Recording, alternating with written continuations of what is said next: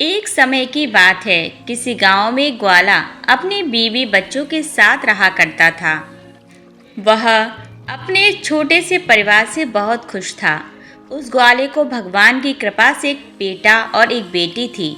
वह ग्वाला था तो इसकी वजह से उसके पास बहुत सारे गाय और बछड़े थे। वह ग्वाला गायों को चराने के लिए जंगल में जाता था और गायों का दूध दही घी बेचकर ही अपने परिवार का पालन पोषण किया करता था।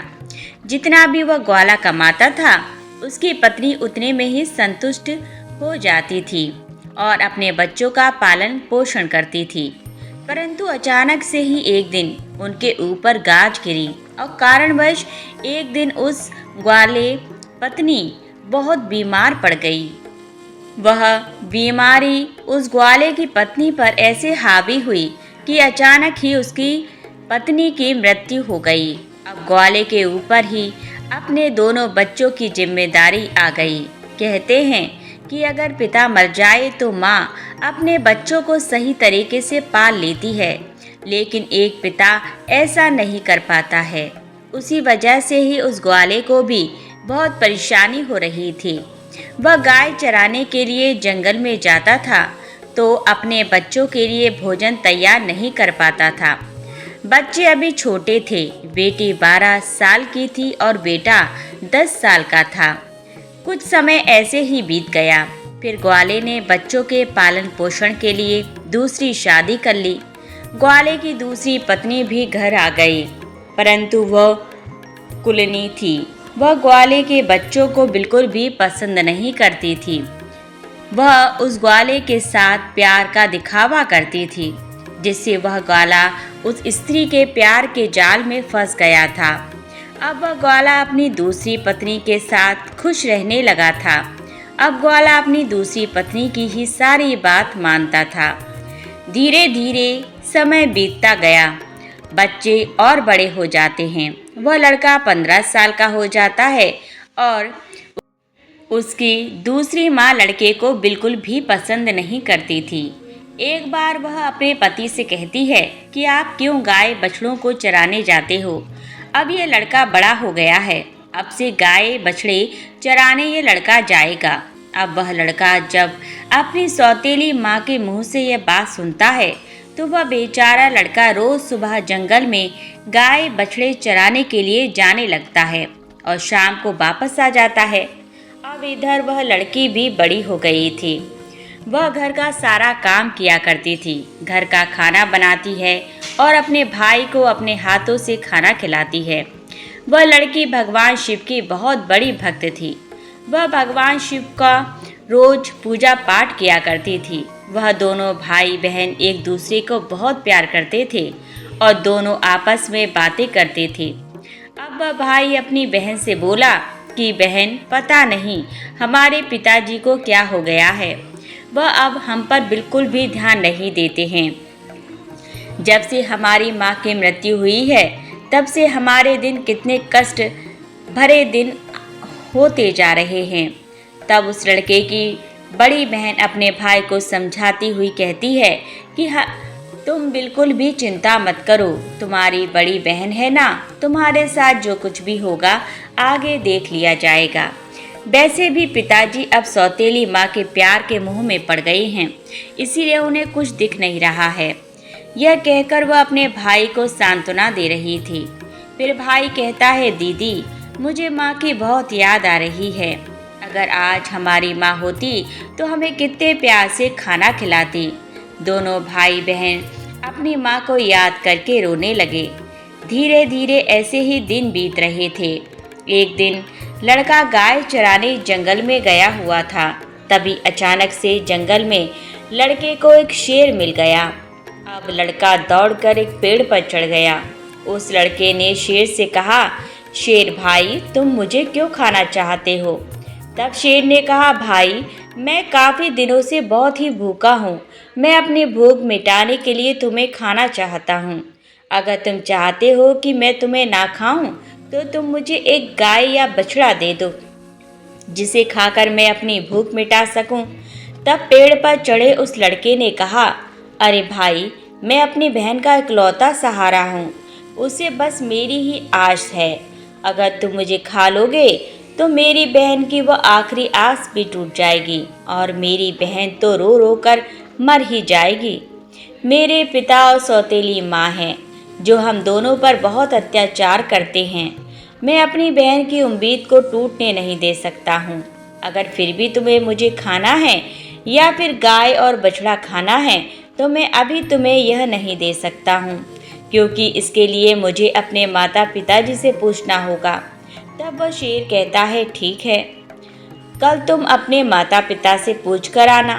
फिर लड़का शाम को अपने घर गया और अपने पिताजी से कहने लगा कि पिताजी, आज मुझे जंगल में शेर मिला था। अभी पूरी बात हुई भी नहीं थी कि उसके पिता ने उसे डांट दिया। जैसे उसके पिता ने उसे डांटा, वह एकदम से रोने लगा। फिर रोते रोते अपने पिताजी से कहता है, पिताजी, मैं आपसे कुछ कहना चाहता हूँ, आप मेरी बात तो सुन लीजिए। जैसे लड़के ने अपने पिता को सारी बात बताई कि जंगल में उसे कल एक शेर मिला था, वह मुझे खाएगा या गाय और बछड़े को। यह सब बात उसकी सौतेली माँ भी सुन रही थी। तब उसकी सौतेली माँ ने कहा कि तू ये क्या कह रहा है? गाय और बछड़ा कम नहीं होने चाहिए। पता है वह कितने कीमती हैं। उनके दूध से ही तो हमारा घर चलता है और तुम्हारे बिना तो हमारा कुछ नहीं बिगड़ेगा। परंतु अगर गाय या बच्चे कम हो गए तो हमारी आमदनी कम हो जाएगी। इसीलिए इससे अच्छा होगा कि शेर तुम्हें ही खा जाए। अब वह बेचारा दुखी मन से अपनी बहन के पास चला गया। तब उसकी बहन ने उसे खाना खिलाया और पूछा कि क्या हुआ भाई, तुम इतने उदास क्यों हो? तब उस लड़के ने सारी बात बहन को बताते हुए कहा कि मेरी प्यारी बहन, आज जब मैं जंगल में बछड़े को चराने के लिए गया हुआ था, तब वहाँ पर एक शेर आ गया था। वह मुझे खाने को कहने लगा। मैंने जब तुमको बेसहारा बताया कि मेरी बहन मेरे बिना तो बेसहारा हो जाएगी, तब उसने कहा कि ठीक है, मैं तुम्हारे यह गाय बछड़े ही खा लेता हूँ। और मैंने उसे भी खाने से मना कर दिया और पिताजी को पूछने आने को कहा कि मैं कल अपने पिताजी से पूछ कर आऊँगा। तब उसने मुझे जाने दिया। जब मैं घर पहुंचा तो पिताजी से यह बात जब मैं कह रहा था, तभी अपनी सौतेली माँ आ गई और गाय बकरी के बदले शेर को मुझे ही खाने को कहने लगी। इसीलिए ही मैं उदास हूँ। मुझे पता है कि कल वह शेर मुझे फिर मिलेगा और मुझे खा जाएगा। बहन, अब तुम ही बताओ मैं क्या करूँ? उसकी बहन उसे समझाने लगी कि तुम तो मेरी जिंदगी का आधार हो भाई। तुम्हारे बिना तो मैं जीने के बारे में सोच भी नहीं सकती। अगर तुम्हें कुछ हो गया तो मैं भी जिंदा नहीं रहूँगी। इसीलिए तुम कल जब जंगल को जाना और जब शेर वहाँ पर आए तो उसे एक बछड़ा खाने को दे देना। अगर गाय जिंदा रहेगी तो बछड़ा और आ जाएगा, परंतु तुम्हारे जैसा भाई मैं कहाँ से लाऊंगी? और हाँ, मैंने सुना था कि अपने पिता ने कहा था कि अगर शेर तुझे खा जाएगा तो पुत्र तो और भी हो जाएगा। ये सारी बातें मैंने सुन ली थी। अब भाई ने कहा, ठीक है बहन। दूसरे दिन वह लड़का जंगल में गया तो शेर उसका इंतज़ार करता हुआ मिला। शेर ने कहा, कहो, तुम अपने माता पिता से आज्ञा लेकर आए हो या मैं तुम्हें खाऊं?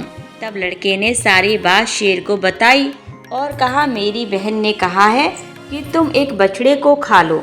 फिर शेर एक बछड़े को लेकर अपने गुफा की तरफ चला गया और लड़का खुशी खुशी अपनी गाय चराने लगा और शाम को अपने घर आ गया। उसके माता पिता गाय और बछड़े की गिनती करने लगे तो एक बछड़ा कम था। वह समझ गए कि वह बछड़ा लड़का शेर को दे आया है।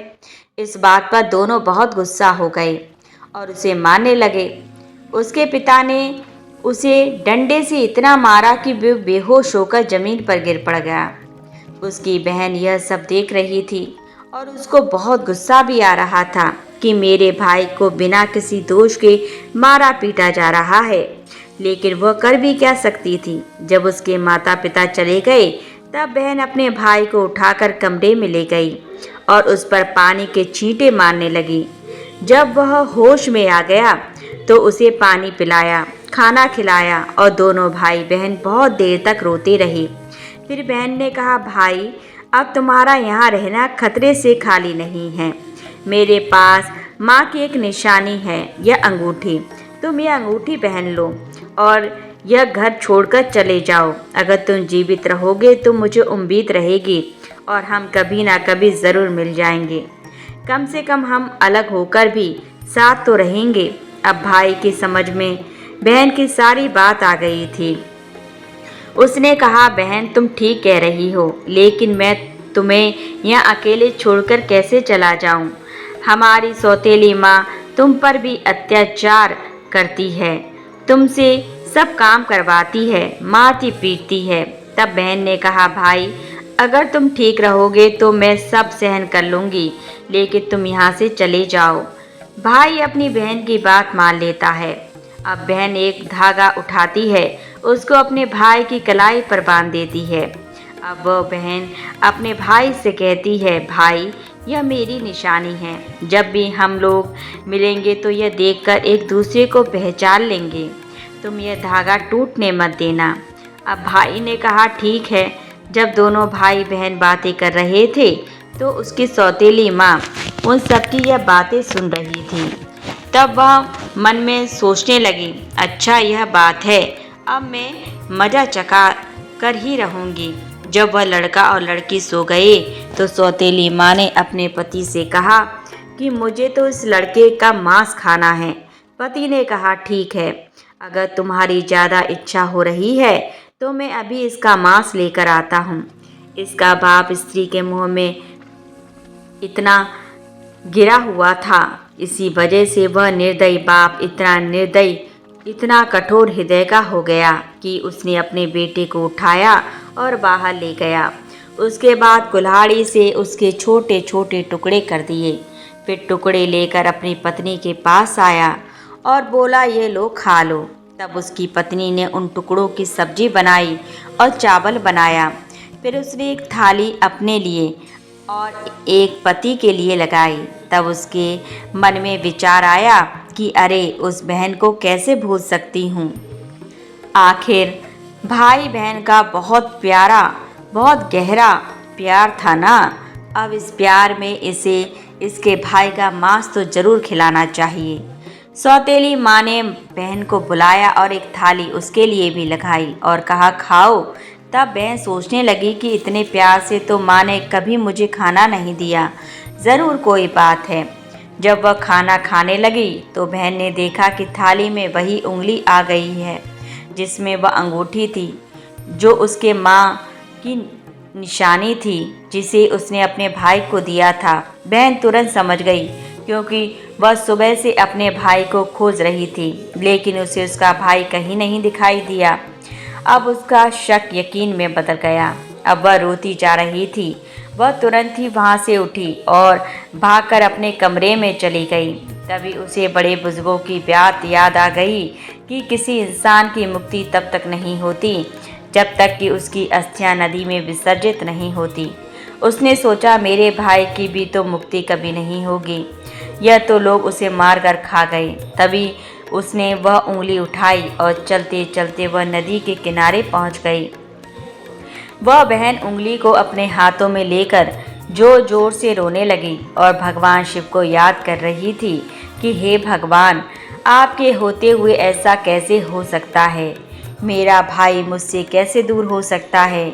मेरे साथ ऐसा नहीं होना चाहिए था, क्योंकि वह लड़की बहुत धार्मिक थी। वह रोज़ भगवान शिव की पूजा किया करती थी, सोमवार का व्रत रखती थी और हमेशा भगवान से यही प्रार्थना करती थी कि हे भगवान, मेरे भाई की रक्षा करना। उस दिन भी वह रोते रोते कह रही थी कि हे भोलेनाथ, मेरा इस संसार में कोई नहीं है। एक भाई था, उसे भी तुमने ले लिया, माँ को तो पहले ही छीन लिया था। अब मैं किसके लिए जीवित रहूंगी? मैं अब अकेली कैसे रहूंगी? अब मैं भी इस नदी में कूदकर अपनी जान दे दूंगी।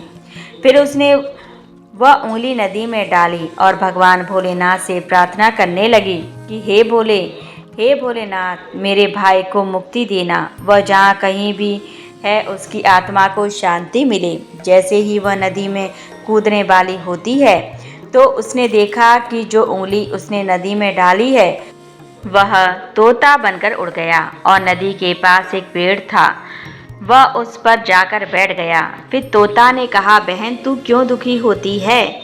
मैं तेरा भाई हूँ बहन। तुमने यह बहुत अच्छा किया जो तुमने यह उंगली नदी में डाल दी। इससे मेरी मुक्ति हो गई और मुझे तोते का जन्म मिल गया। बहन तुम चिंता मत करो, मैं तोता बनकर भी तुम्हारी हर तरह से मदद करूँगा। हम दोनों आपस में बहुत सारी बातें किया करेंगे। यह देखकर बहन बहुत खुश हो गई कि चलो मेरा भाई मेरे साथ तो है, किसी भी रूप में सही। फिर बहन घर वापस आ गई। सौतेली माँ उससे सारा काम करवाती है और बहुत खुश होती है। वह मन ही मन सोचती है कि चलो अब उसका कोई भाई नहीं है। उसके भाई से तो पीछा छूटा, लेकिन वह लड़की जल्दी से अपना काम पूरा करती है और बगीचे में आ जाती है। वहाँ उसका भाई उसका इंतज़ार कर रहा था। दोनों भाई बहन खूब बातें करते। वह अपनी बहन को अच्छे अच्छे फल खिलाता था। सावन का महीना चल रहा था। लड़की सावन के महीने में पूजा पाठ करती थी।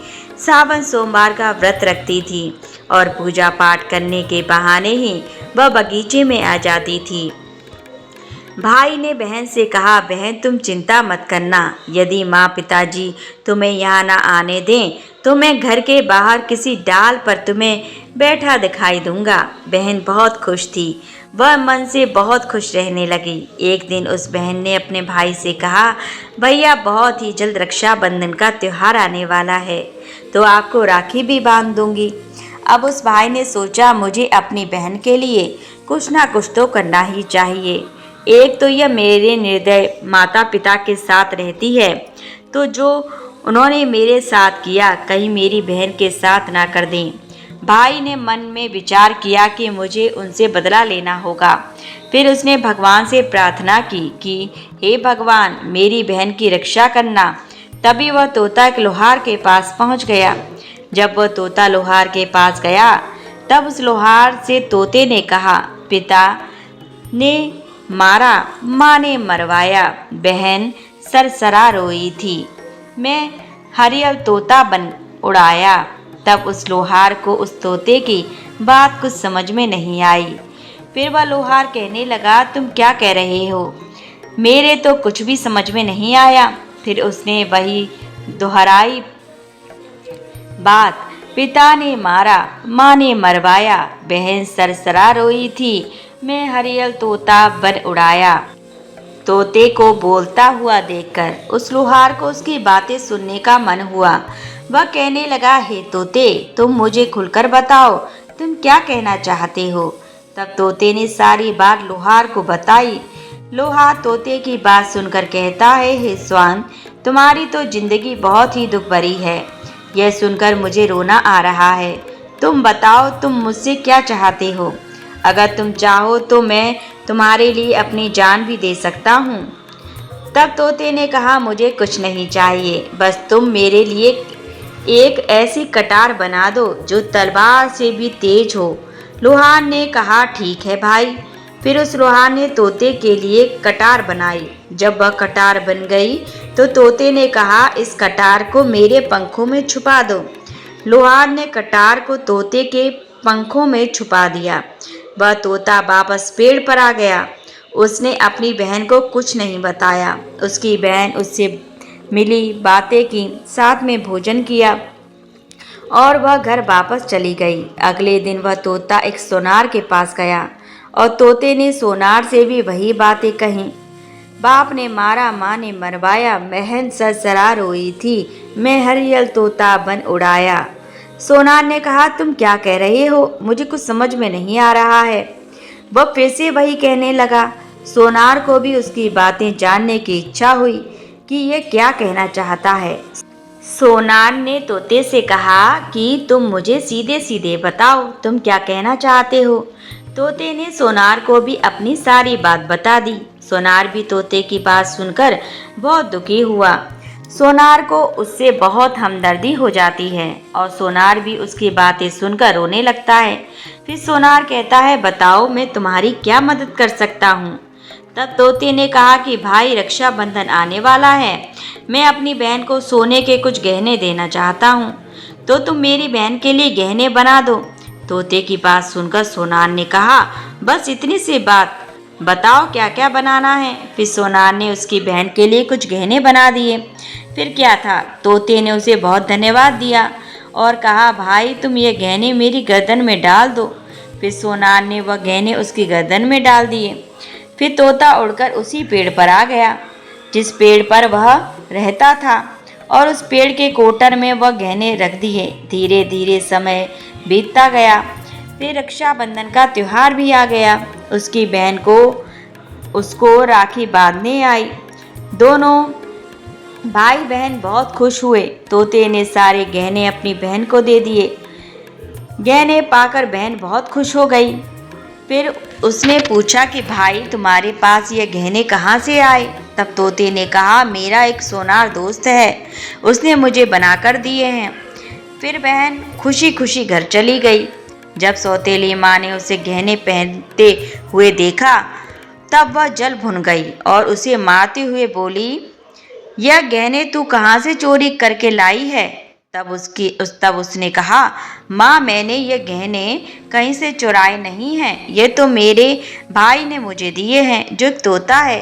वह सौतेली माँ को पूरी बात नहीं बताती है कि उसका भाई तोता बन गया है। उसने कहा, एक तोता है, वह मुझसे बातें करता है और मैंने उसे अपना भाई बना लिया है, उसी ने मुझे ये गहने दिए हैं। तब सौतेली माँ सोचने लगती है कि ऐसा कौन सा तोता है जो इसका भाई बन गया है। जैसे तैसे तो एक भाई से मैंने पीछा छुड़वाया, अब यह दूसरा भाई कहाँ से आ गया। फिर दूसरे दिन उसकी माँ उस तोते को ढूंढने जंगल में जाती है। तभी उसे वही तोता दिखाई पड़ता है। वह तोते को पकड़ने की कोशिश करती है, लेकिन तोता उसके हाथ में नहीं आता। जब वह सौतेली माँ थक हार कर वहाँ बैठ जाती है, तब कुछ देर बाद तोते को पकड़ने की कोशिश करने लगती है, लेकिन तोता उसकी पकड़ में नहीं आता है।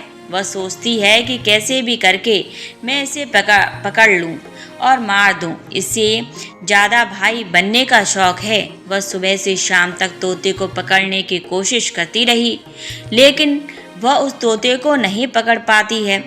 फिर वह हार थक कर घर पर वापस आ जाती है तो उसका सारा गुस्सा उस लड़की पर निकलता है। वह उसके सारे गहने भी छीन लेती है।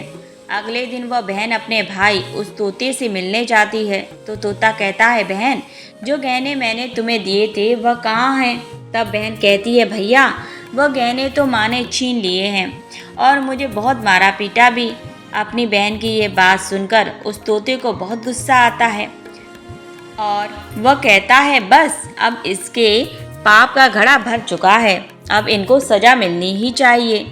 फिर वह तोता उस घर के बाहर एक पेड़ की डाल पर बैठ जाता है और इंतज़ार करता है कि उसके माता पिता कब बाहर निकलें। वह लड़की बाहर कुछ काम कर रही थी तो उसकी माँ किसी बात पर उसे डांट रही थी और उसे मार भी रही थी। तभी उसका पिता भी बाहर आ जाता है और लड़की को मारने लगता है। यह सब वह तोता पेड़ पर बैठकर देख रहा था। उससे यह सब देखा नहीं गया और वह अपनी सौतेली माँ और बाप पर झपट पड़ा। उसकी पंखों में जो कटार थी उसने उन दोनों की आंखों में घुसा दी। अब वह दोनों अंधे हो गए और तड़पने लगे। फिर उसने अपनी चोंच से कटार उठा ली और उन पर वार कर दिया। फिर दोनों जमीन पर गिर पड़े। अब उस तोते ने कहा, तुम दोनों ने बहुत पाप किए हैं, मैं तुम दोनों को नहीं छोड़ सकता। तब वह दोनों कहते हैं कि तुम्हारा हमसे कौन सा बैर है, हमने तुम्हारा क्या बिगाड़ा है। तब तोते ने कहा, तुमने तो मुझे मारकर खा लिया और पूछ रही हो कि तुम्हारा मुझसे क्या बैर है।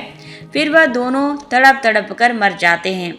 तब तोता अपनी बहन से कहता है कि चलो बहन, अब हम यहाँ से चलते हैं, अभी हम यहाँ नहीं रहेंगे। अगर यहाँ रहेंगे तो हमें अपने दुख याद आएंगे, हम उनको कभी भूल नहीं पाएंगे और दुखी रहेंगे। तो उसकी बहन कहती है, हाँ भैया, अब हम यहाँ नहीं रहेंगे, अब हम किसी ऐसी जगह रहेंगे जहाँ कोई हम दोनों को अलग ना कर सके। फिर वहाँ से वह चले जाते हैं। चलते चलते एक मंदिर में पहुँच जाते हैं जो शिवजी का होता है। तोता कहता है, बहन, इससे अच्छी जगह हमें कोई नहीं मिल सकती। अब दोनों भाई बहन उस मंदिर में रहने लगते हैं। बहन तो पहले से ही शिवजी का पूजा पाठ किया करती थी, सोमवार का व्रत रखती थी। अब तोता भी पूजा पाठ करता है। पास में ही एक सरोवर था, उसे अपने पंख गीले करके लाता है और शिवलिंग पर जल चढ़ा देता है। लड़की भी भगवान शिव और माँ पार्वती की पूजा करती है। ऐसे ही दिन बीतते रहे। उसकी सच्ची भक्ति को देखकर एक दिन माँ पार्वती ने भगवान शिव से कहा, हे स्वामी, देखिए कितने दुखिया भाई बहन हैं। इनको देखकर मुझे रोना आ रहा है। यह कितने ही तन मन से आपकी सेवा करते हैं। आपको इनका दुख दूर करना चाहिए। देवी पार्वती की बातों को सुनकर भगवान शिव कहते हैं, हे देवी पार्वती, यह तो संसार सागर है, हम किस किस का दुख दूर करेंगे।